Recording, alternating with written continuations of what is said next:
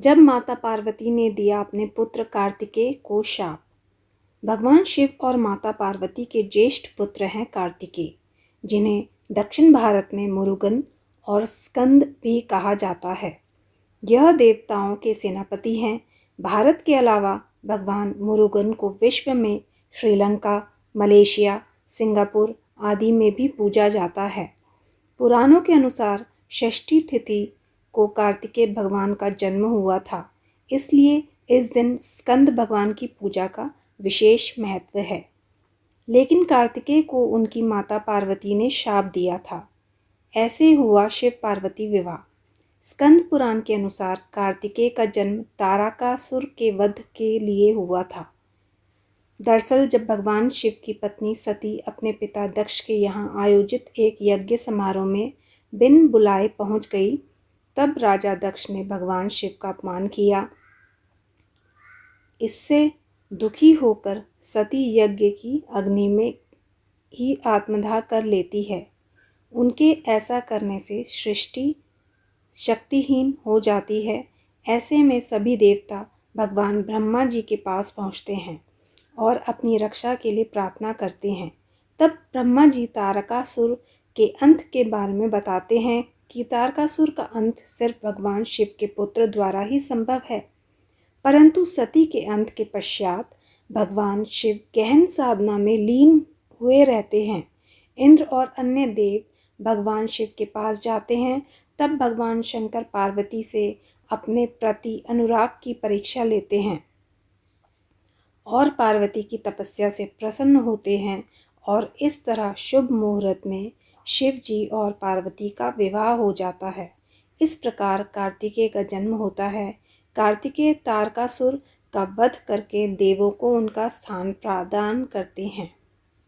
जब माँ ने दिया पुत्र को शाप।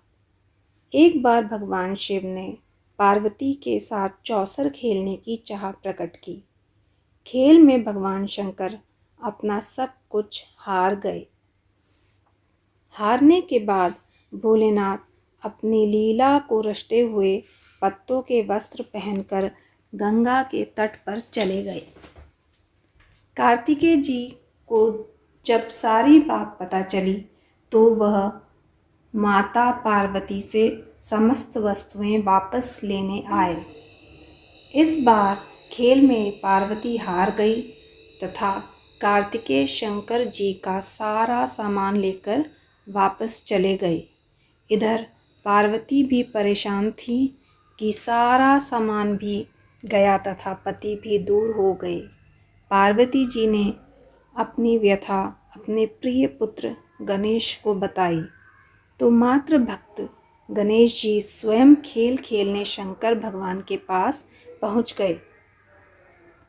गणेश जी जीत गए तथा लौटकर अपनी जीत का समाचार माता को सुनाया। इस पर पार्वती बोली कि उन्हें अपने पिता को साथ लेकर आना चाहिए था। गणेश फिर भोलेनाथ की खोज करने निकल गए। भगवान शिव उन्हें हरिद्वार में मिले। उस समय भगवान शिव, भगवान विष्णु व कार्तिकेय के साथ भ्रमण कर रहे थे। पार्वती से नाराज शंकर जी ने लौटने से मना कर दिया। इधर विष्णु भगवान ने भगवान शिव की इच्छा से पासा का रूप धारण कर लिया। गणेश जी ने माता के उदास होने की बात शंकर जी को कह सुनाई। इस पर शंकर जी बोले कि हमने नया पासा बनवाया है। अगर तुम्हारी माता पुनः खेल खेलने को सहमत हो तो मैं वापस चल सकता हूँ। गणेश जी के आश्वासन पर शंकर जी वापस पार्वती के पास पहुँचे तथा खेल खेलने को कहा। इस पर पार्वती हंस पड़ी और बोली, अभी पास क्या चीज़ है जिससे खेल खेला जाए।